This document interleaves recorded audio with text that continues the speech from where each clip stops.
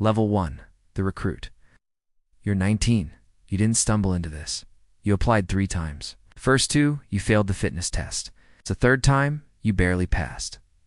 A letter arrives from the Los Angeles Police Department. Report to the Academy. Monday, 0500 hours. No negotiation. No delay. The Academy is a converted warehouse on the eastern edge of the city. 40 recruits, 2 weeks in, 8 are gone. Not fired. They quit. You understand why? The days begin in the dark and end in the dark. 6 miles before breakfast. Push-ups until your arms forget what straight feels like. Then classroom hours, law, procedure, use of force. Doctrine. Your instructor, Sergeant Gaza, has a habit of standing directly behind you when you least expect it. He never shouts. That's the part that unsettles you. He just waits, silent, until your hands stop trembling. One morning, a recruit named Whitfield talks back during a drill. Nothing dramatic, just 3 words. That's not fair. Gaza doesn't blink. He says, drop. Whitfield drops. The rest of you drop with him.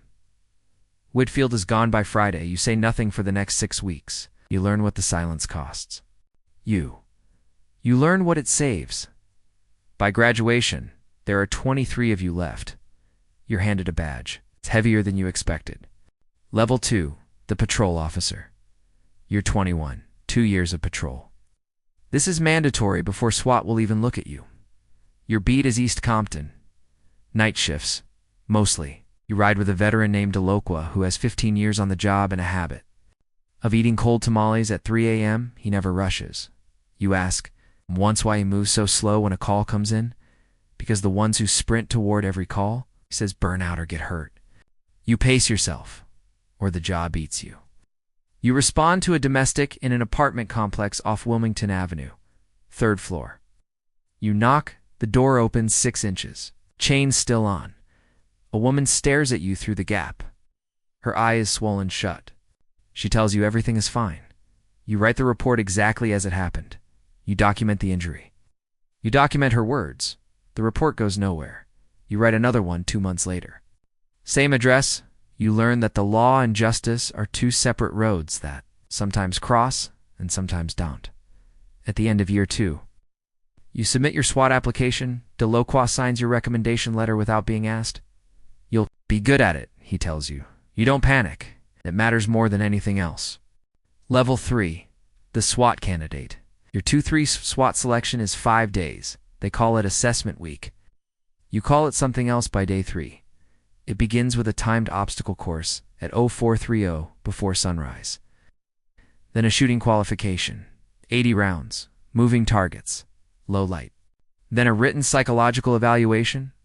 Then a panel interview with 4 senior operators who ask you questions designed to have no right answer. You breach a room, your partner goes down. The suspect is still armed. You have 2 seconds.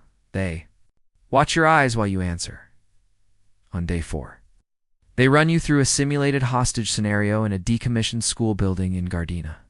Your team has to extract a civilian while a role player acts as an armed and erratic suspect. Everything that can go wrong does. The civilian screams. The lighting cuts out, radio communication drops. Afterward, a senior operator named Hale debriefs. Each candidate individually. He tells you hesitated at the threshold. Why? You tell him the truth. You didn't know if your partner had a clean angle. He writes something down. This doesn't tell you what. Of 62 candidates, 11 are selected. You're one of them. You don't celebrate something about the whole week. Tells you this was the easy part. Level 4, the operator. You're 24. 18 months on probation. You're on the team, but you're not of the team. Not yet. SWAT in Los Angeles, LAPD's Metropolitan Division, operates differently than what most people imagine. Are no movie moments. There is repetition.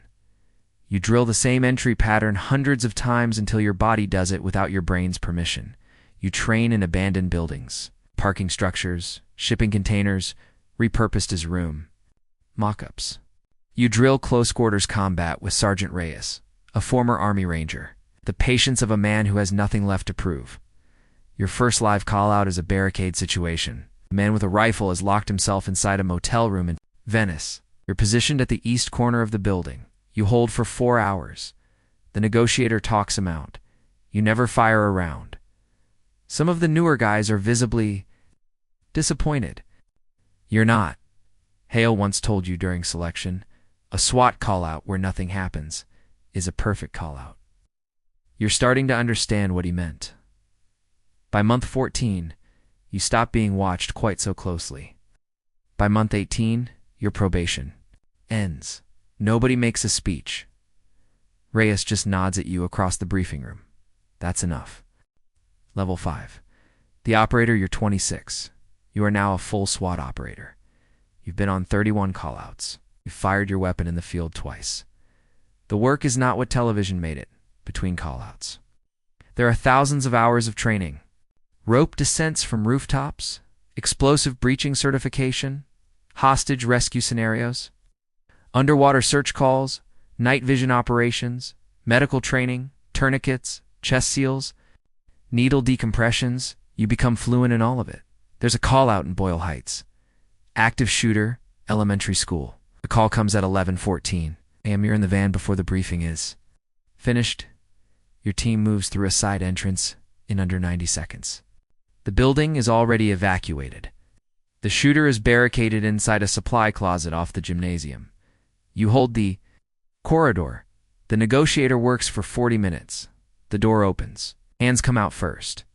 Afterward, in the debrief, nobody talks about how they felt. That's not the culture you talk about. Angles, communication gaps, stacking order, what worked, what didn't. On the drive back, your partner Torres says quietly, "Good day." That's the whole debrief. You understand that the weight of this job doesn't live in the callouts. It lives in the nights between them. When your mind replays the hallway and counts the seconds differently.